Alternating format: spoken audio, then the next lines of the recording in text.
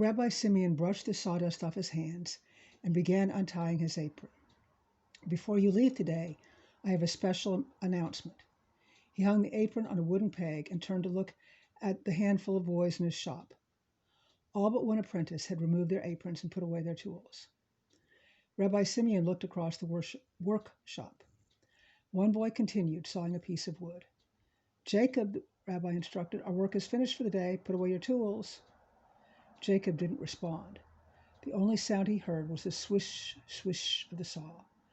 And now, swish, swish was the only sound anyone heard. But Jacob didn't know that. The other boys in the shop began to snicker. That was not nice. Rabbi Simeon let out a deep sigh and shook his head. But he wasn't mad, at least not at Jacob. Down deep, he was pleased. He, too, knew what it was like to get lost in the world of woodworking. But it was time to go home. Jacob, the rabbi called again, his voice a bit louder this time. The sawing stopped. When Jacob heard no other noise, he knew he'd done it again. Slowly, he placed his saw on the table. I'm sorry, Rabbi, he said softly. Rabbi Simeon smiled. It's all right. Put away your tools and hang up your apron.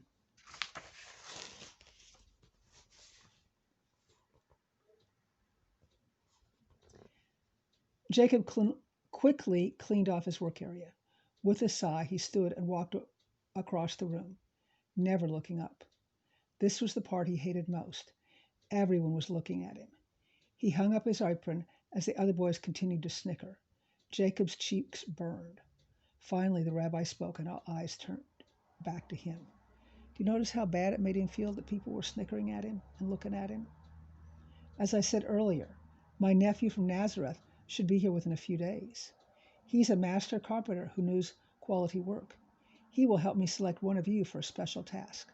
The one who builds the best project will work with me on the new synagogue. Now, this is what English teachers call foreshadowing. Think about this. Do you know somebody else who is from Nazareth, who is a carpenter?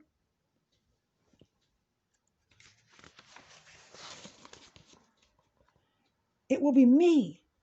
The words were so strong in Jacob's thoughts, he feared he had spoken them out loud. Only days earlier, he'd overheard the rabbi say, just leave Jacob alone with wood, and he can do almost anything. His cheeks had turned red then, too, but that time with pride. I just have to be chosen, Jacob determined. I want to use my hands to build God's house. It doesn't matter that everyone says I'm so shy. This time. Jacob, did you hear what I said? No, sir. I'll be away for the next 3 days, but you may all use the workshop to finish your projects. As the others began to leave, the rabbi asked Jacob over. Again, Jacob felt his cheeks warm. He waited till everyone had left and then approached the carpenter. I'm sorry, Rabbi, he apologized. I'll do better next time. The rabbi motioned for Jacob to sit on one of the stools. Oh, Jacob, you've done nothing wrong. I asked you to stay so I could tell you something. The rabbi smiled, pulled up a stool, and sat down. He placed his big hand on Jacob's shoulder and began. God has given you the gift of woodworking. What is difficult for many is easy for you. Surely you've noticed. Jacob nodded slowly. He had wondered why other boys struggled with the wood to make things that seemed so simple to him.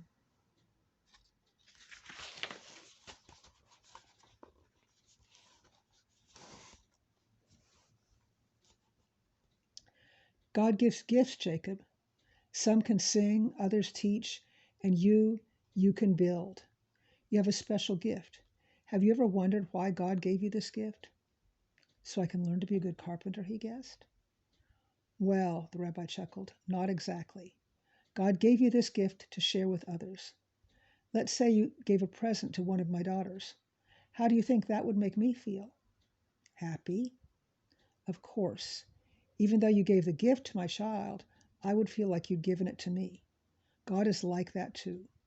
When we give a gift to one of his children, it's like giving a gift to God. If you ever have a chance to help somebody, remember what I told you. Now run home and tell your father that I hope he has an inn full of guests next week.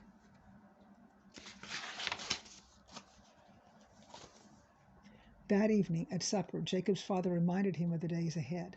We're expecting a lot of business, son. I'll get up early, promised Jacob. I'll work on my project in the mornings, and I'll help you in the evenings.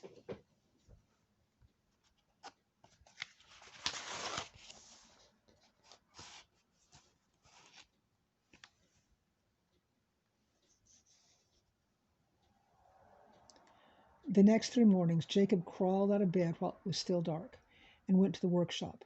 With a fire going and a lamp burning, he worked hard to complete his project. The other boys had laughed when he told them what he was going to build, but now that it was almost finished, they weren't laughing anymore. Jacob was building a new kind of animal feed trough. It would have wheels. He got the idea while watching some men work in the stable next to his father's inn. They loaded a wagon full of hay and rolled it into the shed and dumped it in the trough. He thought, why not put wheels on the trough? And that's what Jacob was planning to do. Jacob had returned to the workshop after his helping his father at the inn. Rabbi Simeon will be here in the morning. I must finish tonight, thought the sleepy boy. Jacob looked at the trough and then at the 4 wheels piled on the workbench. So much work still to do. He was so tired. Maybe if I close my eyes for a few minutes. Never tell yourself that, because this will happen when you do. In what seemed like the very next moment, a beam of starlight slipped through a crack and fell across Jacob's napping eyes. What? He shouted, startled by the sudden light. Had he slept through the night? Then he looked out and saw the village showered by a gleaming, shining light in the night. Jacob rubbed the sleep from his eyes as he walked outside and toward the star that seemed to dance in the sky near his father's inn.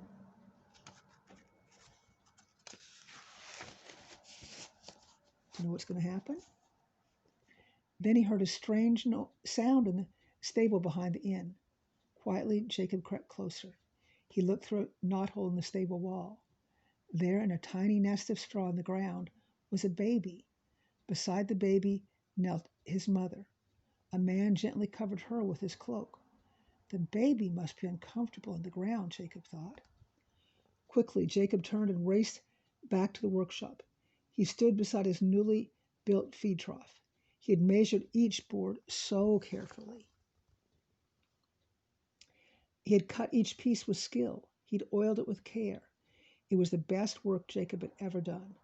Tomorrow, the rabbi would select the best apprentice. But tonight, there's a new baby without a place to sleep. What do you think he's going to do?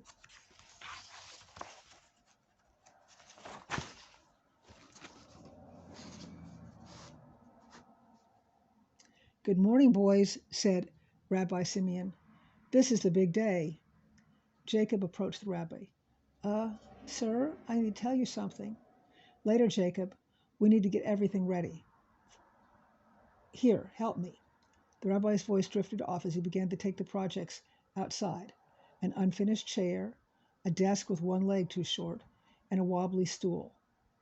Then, looking at a stack of 4 wheels, he asked, Where's your project, Jacob? That's what I tried to tell you. Something happened. There was this big star, and Uncle Simeon! Joseph! Simeon shouted, extending his arms. I'm glad you're here. Jacob's eyes widened.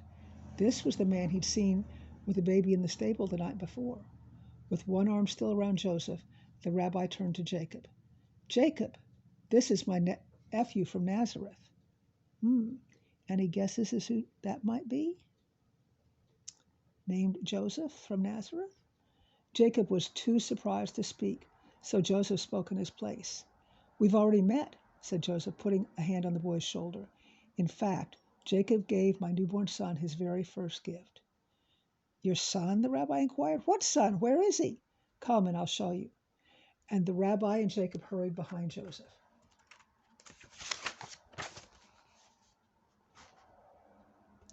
Joseph led them around a curve and down a hill towards the inn.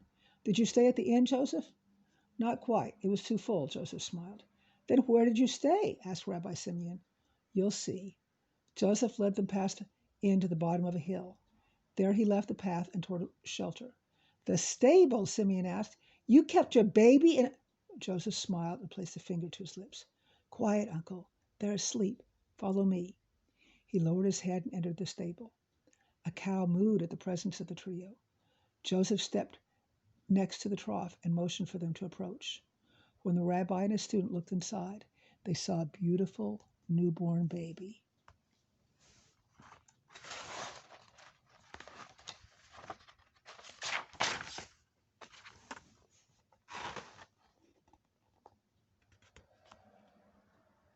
His name is Jesus, Joseph whispered, and he has a cradle fit for a king.